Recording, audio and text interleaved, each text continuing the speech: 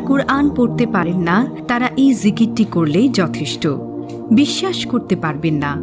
আমি আপনাদেরকে অনুরোধ করব ভিডিওটি একেবারে শেষ পর্যন্ত দেখার জন্য। কুরআনুল কারীম মানব জাতির জন্য একটি পূর্ণাঙ্গ সংবিধান। প্রত্যেক নবী ও রাসূলকে আল্লাহ তাআলা মানব জাতির হেদায়েতের জন্য কিতাব দান করেছেন। সে ধারায় সর্বশেষ নবী হযরত মুহাম্মদ সাল্লাল্লাহু আলাইহি ওয়াসাল্লাম দান করেছেন আল কুরআন। সৃষ্টিকুলের উপর যেমন স্রষ্টার সম্মান ও মর্যাদা অপরিসীম, তেমনি সব বাণীর উপর পবিত্র কুরআনের উপর মর্যাদা ও শ্রেষ্ঠত্ব অতুলনীয়। মানুষের মুখ থেকে যা উচ্চারিত হয় তার মধ্যে কুরআন পাঠ সর্বাধিক উত্তম। মহাগ্রন্থ আল কুরআন বিশ্বের সবচেয়ে বেশি পঠিত পবিত্র ধর্মগ্রন্থ। এ কুরআন তিলাওয়াত ও শিক্ষার অনেক গুরুত্ব ও ফজিলত রয়েছে।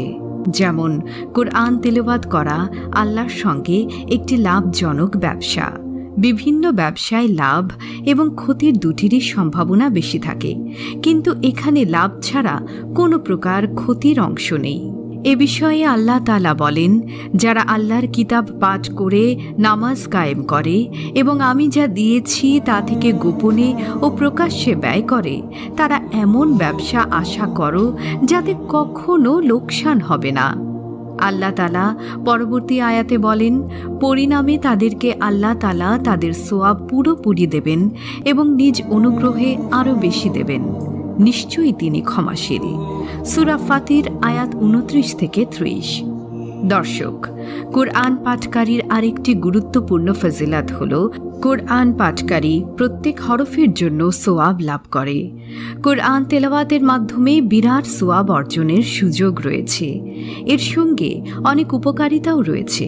রাসূলুল্লাহ সাল্লাল্লাহু আলাইহি ওয়াসাল্লাম বলেছেন, যে ব্যক্তি কুরআনের একটি হরফ পাঠ করে তাকে একই নেকি প্রদান করা হয়।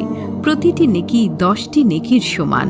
আমি বলি না যে আলিফ লাম মিম একটি হরফ, বরং আমি বলি আলিফ একটি হরফ, লাম একটি হরফ এবং মিম আরেকটি হরফ।